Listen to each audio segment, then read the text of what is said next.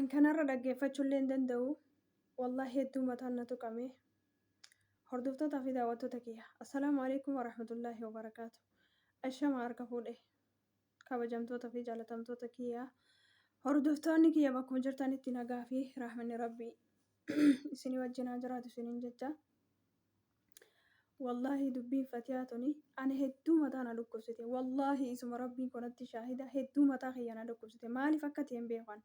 Fatiyaadhaan akkuma keessanitti miidiyaa irratti beeka malee firooma walitti qabaannee yookiin gandummaa walitti qabaanneeti miti. Akkuma keessanii miidiyaa irratti naman beeku jechuudha. Naman qaamaan beeku osoo hin taane naman miidiyaa irratti beeku jechuudha. Garuu maaliif na dhukkubsite ree intalli tun? Maaliif na dhukkubsite? Fira kan keetee obboleetti matee wajjin dhalatte taatee namni waan rabbiin hin jaalanne hojjetu hedduutu jira. Garuu Fatiyaan nama akkasiiti miti. Nama amala qabeettii, nama kabajaa qabu, nama miidiyaa kanarratti dubartii tamiifuu fakkeenya taatu. Ni beektan dubartiin gariin yeroo miidiyaa kanarratti viidiyoo waraabdu waan isiin haasoitu, waan isiin hojjettu ni beektan hundi keessanuu hordoftoota kiyya. Wallaahi mataa na dhukkubse ani akkana ta'uun isii kun hedduu akka waan ana taatetti mataa kiyya na tuqa jechuudha. Isiin akkana ta'uu arguun kiyya wallaahi hedduu takka qalbii na cabseen maaliif akka ta'e hin beekani. Isiniif galee Fatiyaan nama lafatti beeku, lafatti qaamaan beeku osoo hin taane namumaan akka keessanitti miidiyaa irratti beeku. Garuu Fatiyaan intala safuu beektu, intala adaba qabdu, intala naamusa qabdu, intala namni jallataa mana isii dhufee, qajeela mana isii dhufee, akkuma obboleeyyan isitti ifitti qabdee, kabajjee keessummeessitee, tokkoffaa dhiifama naa godhaati.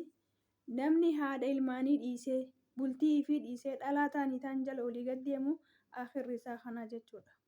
Fatiyaan viidiyoo miidiyaa kanarratti waraabdu takkaa guyyaa takka isii kalaama badaa sagalee ol fuutee isii haasoituun agarreen. Adabaan suuta naamusaan viidiyoo isii waraabbattee waan silaa dhufteef san waraabdee viidiyoo fi gadhiifatte jechuudha naamusaan. Isinii galee takkaa guyyaa takka sagalee badduu ol kaaftee sagalee badduu isii miidiyaa kanarra dubbattu hin dhageenye. Intala kabajaa qabdu, intala naamusa qabdu, intala namni illee irraa waa baratu. Intala nagaan bultiitii ifiitii fi ilmaan ifii qabattee jiraattu. Intala abbaa manaa ifii kabajju. Takkaa isii waan fedhe yoo bahar dhalaa fedhetti fidee guyyaa takka ani garuu gara kiyyaan wallaahi guyyaa takka jecha badaa isii dubbattu irraa dhageen beekan. Isiin tun nama akkamii nama jechisiisa bar? Nama akkamii isiin tun hagam akkanatti rabbiin obsa kenneef? Dubartii irraa waa baratanii mana barumsaati jechuun ni danda'ama Fatiyaan. Maaliif jettee yoo jettanii namni tokko kabajaa inni qabuuf jaalatamuu qaba. Naamusa inni qabuuf kabajamuu qaba namni tokko jaalatamuu qaba. Maaliif wanni isii maaliif si yaachise maaliif si dhukkubsee jechuu dandeessan. Garuu akkaataan akhlaaqa isii, akkaataan dubbii isii, akkaataan kabajaa isii ka isii nama jaalachiisu. Karakkoo isiin amma keessa jirtu san wallaahi osoon biyya san jiraadhee fidaa Fatiyaa ta'eetiin namitti san harkaa fuudhee ifii bakka Fatiyaa san bu'a. Dhugaa rabbitti maaliif jettee onaan jettanii Fatiyaan intala kabajaa qabdu. Intala yoo foon isii nyaatte na dhukkuba hin jenne. Intala yoo irra dhaabbatte sin qoyne. Dubartii meeqatu bar gizee miidiyaa kanarra viidiyoo waraabdu agartan. Abbaa manaa isii arrabsaa waan feete jechaanii kan inni dhalaa ta'an itti fidu. Guyyaa takka maaliif waan akkanaa irratti hojjetta bahar hin jenneen. Eshi jettee tama taqabbalti waan inni joowusan. Maaliif intala kabajaa qabdu, intala naamusa qabdu jechuudha. Tun immoo har'aan tana sheexaanni akka gara hin qabne sheexaantittiin jechuudha. Anuu mujirma jette afaan ifiitu nu dubbattee jirti. Mujirummaa jettu san mul'ifattee jirti. Inshaallah. Siitu qabi malee rabbiin hin qabne numa baati si harka. Hagamillee turtu si harka boon isiin oolu garuu baatii sadiif hin jala jira jette jala hojjechaa. Dharraa fi miti. Baatii sadii guutuu kana isiin ifirraa quban qabdu fayyaaleettiin xiyya. Yookaan isiin bira dhufteetuma qaamaan isii dubbiftee waan silaa hayaata isii laaqu itti kennitee biraa deemte. Akkuma gartanii asaanaa kana viidiyoo kophaa waraabdu haa ta'u bahaarii wajjin abbaa mana isiitii wajjin waraaban haa ta'u mana san xireeffattee jechuudha Fatiyaan. Hayaata isii laayixee, bultii isii laayixee, meeshaa waan manaa qaban manaa gurgursiiftee, ilmaanillee wallaalchiftee, Fatiyaa akkasitti ilmaan jaalattu, Fatiyaa akkasitti bultii ifii jaalattu, Fatiyaa akkasitti bahaarii jecha aarsaa meeqa kafaltu santu arraan tana isas ajeeffatee ilmaan ifillee wallaaltee haala kanaan jechuudha maramtee harka namatti deebitee arra tun tanaman ta'in sheexaantittiin olii gaxooftee akkuma isin gartan kanatti hordoftoota kiyyaati ijoollee ni qabda ijoolleen tami ijoollee tamiin qaba bahaar ni beekta kami bahaar balloo ni beekta balloon kami kunoo akka nama bazaa keessa jiru akkasitti haasofti jechuudha kun hundinuu maaliree inshaalla rabbiin jazaa kana siif kafalaa yaa mujrimtitti yaa mujrima yaa sheexaantitti mee maaluma si goote intallummaan tun maaluma si goote jennaan maaluma sirraa balleessitee ilmaan isiitiin wal wallaalchiftee hayaata isii laayixee bultii isii keessaa baaftee abbaa manaatiin wal wallaalchiftee gana amma isii mana ona keessa keessee lammata ammaas isa dhayxee meeshaa mana keessatti hafe gurgursiiftee akkasitti isallee mana keessatti azabaa jirti lammata ammaas balloonis keessan baasa jee dhaqe akkasitti wajjin cinqamaa jira jechuudha mana keessatti akkuma gartan hordoftoota keenya wallaahi ani jarri dhiiraa humaa miti garuu isiin arra ilmaan isii akkasitti jaalattu san keessaa baatee harka namittii mujrima tanaa seentee akkanatti arguun isii wallaahi ani hedduu mataa na dhukkubseen biyya san keessa hin jiru maaliin godharee tokko wayyaarra hin jiru namnummaan tokko hawayyaa qabu hin jiru magaalaa san keessa hundinuu kun uffatuma silaa uffatan kana uffatuma kana ofirratti shakkaa deemanii tokko hafayyaan jiru hawayyaan jiru hundinuu akka waan dhiini isaanii hayaata namaa laaqan malee hin hojjanne akka waan bakka dhiini namaa kun hin beekan oksijinii isaaniitti natti fakkaata jiruu namaa laaqan malee namaaf nama walitti deebisanii jidduu namaa deemanii namaaf nama addaan baasu haadha fi ilmoo wal wallaalchisu bultii namaa jidduu deemanii bultii namaa laaqu malee jireenyi isaanii if danda'anii deemuu dhaabbatuu hin danda'an natti fakkaata if danda'anii hin deeman wanni isaan irratti hirkatanii utubaa ta'anii ka'achi garagalee siirii itti godhu siirii namarraa hiikuudhaafis maallaqa fudhata itti godhuufis maallaqa fudhata jidduu tanatti aboo rabbiin yaa samiira sii fi warra fakkaattota akka kan keetii sanillee rabbiin ni danda'a muziibaa addunyaa fi akhiratti isinitti haa buusu ati akkuma gabbaatiin makiinaan quduraa sirra haa ba'u ati akkuma arraan tana Fatiyaa azabdee Fatiyaa cinqaa jirtu kana ilmaan isiitiin wal wallaalchiftee rabbiin si haa cinqu garuu hin irraanfatin ati ilma namaa akka isii baatii sagalitti dhalatee situ qabe malee rabbiin hin qabne numa baati harka kan keetii inshaallah numa baati ati rabbii miti ati ilma namaati hagamillee turtu maaliif amatallee si biraan teenye numa baati si harkaa garuu obboleeyyan kan kee akka kan keetii bara dheengaddaa sa'aatii kana wajjiin deemaa turte barana qabrii jiru laali ati rabbiin dandeetii fiitiin ati miti kaatiin arraanif ga'e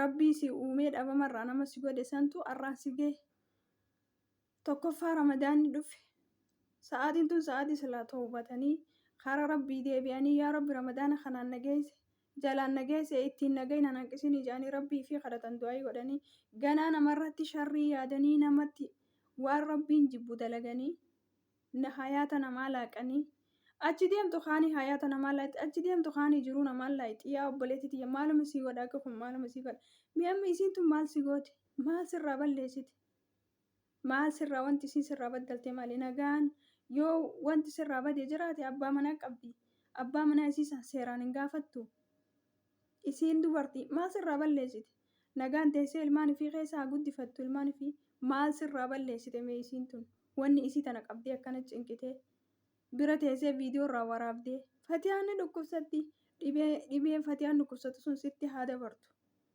waa takkan taatu Fatiyaan inshaallah ni baate siifi immoo fakkaattonni akka keetillee warri yamaniin keessaa waan rabbiin jibbu dalagu inshaallah qabaan ta'e isaattu hamtuudha ta namaa humaa miti ati ilma namaa ta'uu hin dagatin hin irraanfatin ati nama ta'uu ati ilma namaati ni baati si harkaa nama baasa osoo hin taane rabbitu baasa haala amalee isiittu isii baasa rabbiit isii wajjiin jira Aamin jaa hordoftoonni kiyya.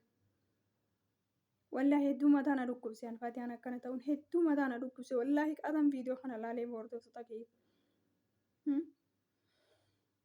Fatiyaadhaan firooma walitti hin qabnu gandummaa walitti hin qabnu akkuma keessan nama miidiyaa irratti beeku.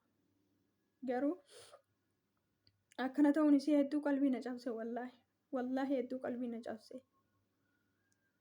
Osoon biyya san keessa jiraadhe wallaahi billaahi namni rakkatu caalaa fi rakkatu na wayyaan amala kiyyarraa wallaahi jiruu tiyyarraa namni rakkatu caalaa wanti qalbii tiyya na cabsu hin jiru.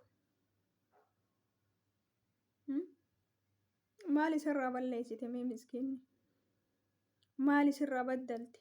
Nagaan ilmaan ifii keessa teessee ilmaan ifiitii wajjin haa jiraattu. Wannummaan isiin isirraa balleessite mee Fatiyaan naman tuytu naman geessu. Hadhufee hunduu akka firatti ilaalti. Haamtuu isitti yaadu dhufellee ifirraan shakkitu jechuudha. Yaa Samiira rabbiin jazaa keessi haa kafalu. Rabbiin jazaa keessi haa kafalu wallaahi. Inshaallah akkanatti waan haftu numa baatii. Meeshaanis sumaa miti. Fayyaan jiraattu numa bitatanii. Isaan hundaa'uu beeyteen goone wallaalaan gootee. Azabbiin ati har'aan tana isii azabde kana.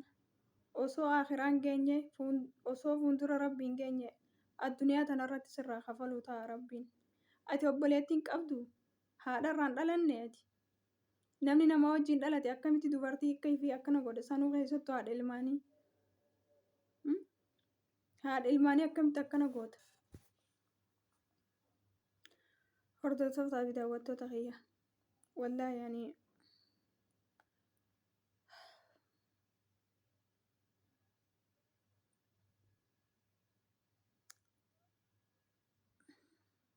haadha ifirra wanti nama mararu ni jira. Fatiyaa akka obboleettii osoo hin taane wallaahi akka waan harmee tiyya tana dhaltee akkasuma fakkaatti. Isinis ana caalaa jaalattan. Nama namni jaalatu immoo rabbillee ni jaalata. Kheyrumaa fi fatanaan tun hundinuu numa dabarti. Jiruu warra Yaman keessa walii jiranii tuni turtee jirti. Amatumarraa namata tokko achirraa wayyaa qabaatee wanni kun waan hamaadha waan kanarraa dhaabbadhaa waliin gaaga'inaa kajoo hin jiru. Hundinuu dhiini isaanii achi seene magaalaa san seene hundinuu dhiini isaanii hin hojjetu waan kana malee. Akkuma jaartii hajjii Sayidoon qabee mana hidhaa galche sanitti aboo hidhaa lafa jalaatiin rabbii sinaa hidhuu. Numa baatii inshaallah Fatiyaanii du'aayii godhaa fi hordoftoota kiyya du'aayii godhaa fi rabbiin Fatiyaa namitti san harkaa haa baasu akkuma taateeti. Namaan qabamti malee rabbiin hin qabamne qabaan ta namaa humaa miti. Qabaan ta rabbiittu hamtuudha. Inshaallah numa baatii hangamillee ati azabdu hangamillee ati miitu hangamillee ati zulmii irratti yaaddu hangamillee ati ni miidha jettee yaaddu miidhaa yoo rabbirraa namatti hin dhufin miidhaan namaa waa takka nama hin gootu. Abadan namni nama miidhu ufumaaf miidhamaadha. Namni nama zallamu ufumaaf zallamamaadha. Namni jiruu namaa diigu abadan yoomuu jiruun isaa jiruu gammachuun hin jiraatu. Zalaalamitti osuma waan namaatiif jedhiif osuma jireenya namaa laaquudhaaf akkanatti halkanii guyyaa hirriba dhabu lubbuun keessaa baati. Du'een du'u jiraateen jiraatu. Haara galfii hin qabu. Maaliif imaana hin qabu? Zalaalamitti keessumaafuu namni waan rabbiin jibbu dalagu. Namni rabbiin walitti waa sharraqu abadan jiruun isaa jiruu hin taatu. Sanuu uffata san uffattee daboollaan nama hin ta'in. Hiiga. Yaa sheexaantitti yaa Samiira sheexaantitti osoo biyya san keessa jiraadhe. Yaa sheexaana. Sheexaana nama hin ta'in na'aalatullaa aleeka. Ati abaarsi rabbi sirratti haa bu'u. Rabbi si haa abaaru abaaramtuu ardii samiin jibbite. Akkamitti haadha ilmaanii akkana godha namni? Haadha ilmaanii akkamitti akkana godha? Rabbuman sodaattu ati namaa miti rabbuman sodaattu. Wanti ati har'aan tana hojjetaa jirtu kun waan gaarii sitti fakkaatee akka nama karaa sirriirra jiru akka nama karaa gaariirra jirutti waan rabbiin jibbu hojjettu kana duniyaan ati har'aan tana akkana maraattee fi ilma namaa azabduuf tunillee siin barakattu ittillee haaran galfattu. Osuma jiruu namaa laaquuf hayaata namaa laaquuf ija dhiibdee hirriba dhabdee olii gad deemtu guyyaa takka makiinan si galaafachuu teessi. Akkuma gabbaati saniin hafi Fatiyatti ol hin deebiini hafi achumaan. Way Fatiyaa akkana ta'uun isii wallaahi hedduu mataa na cabse hedduu qalbii tiyya na cabse ani hin beeku maaliif akka ta'e wallaahi hedduu bakka hedduu na rifachiifte Fatiyaan wallaahi akkana ta'uu isii arguun kiyya hedduu na naasifte kamtu kamirra wayyaa qaba tokkorra wayyaa qabu hin jiru hundinuu waluma qixa rabbiin isaanii haa laaffisu silaatuni waan itti rabbiin kadhataniif illee miti rabbiin addunyaa Zabana ammaan tana keessa jirru kana namni rabbiin sodaatu namni rabbitti waan sharrayne namummaa karamaadha bakka namummaa rabbiin mee laalaa dhugaa rabbitti laalame namummaa bakka waan hin taane duniyaa tanarratti fazaada waan rabbiin jibbu hojjetutu mataa ol qabatee jiraataa jira. Maaliif akka ta'e hin beeku garuu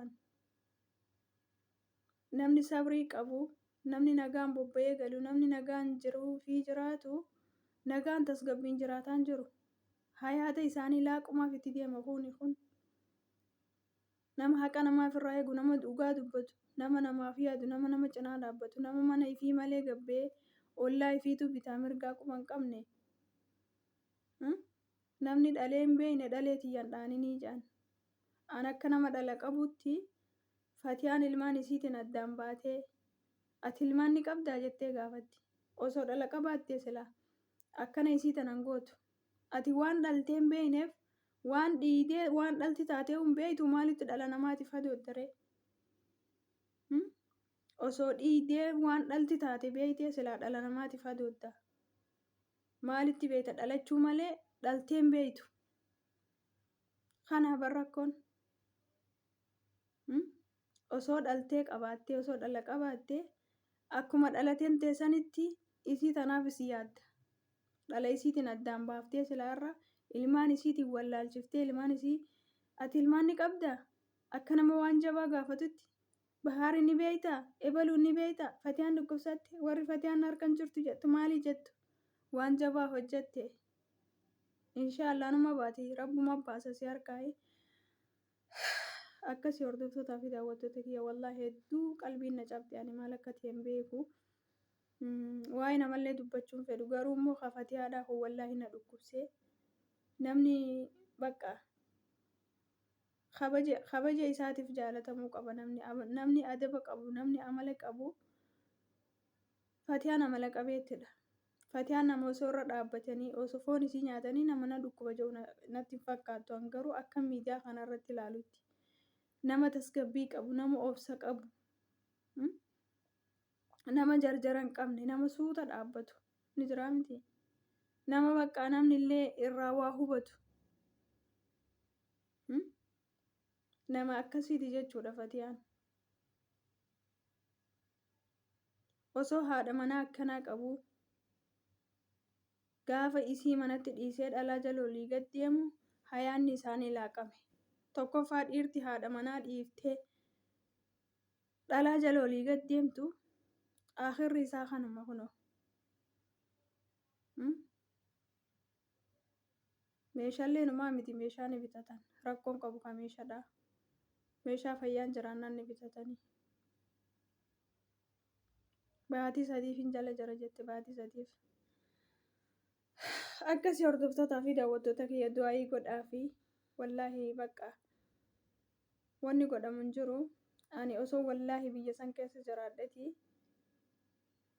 bakka Fatiyaa saniif buusetiin Fatiyaa ilmaan isitti anis ilmaan hin qaba garuu wallaahi bakka hin beeku ani maal akkan ta'u maal akkan jiru hin beeku akkasii du'aayima godhaa fi inshaallah rabbiin harka mujrimtittii sanii harka sheexaantittii saniiti rabbi haa baasu numa baati qabaan namaa humaa miti rabbiitti ontuudha qabaa namaa rabbi nurraa haa qabu. Rabbii qofa eeggachuudha malee namaa humaa miti. Viidiyoon isitti dheeratee jira obboleeyyan kiyya dhiifama wallaahi aarii keessan galeen akkanatti dubbadha.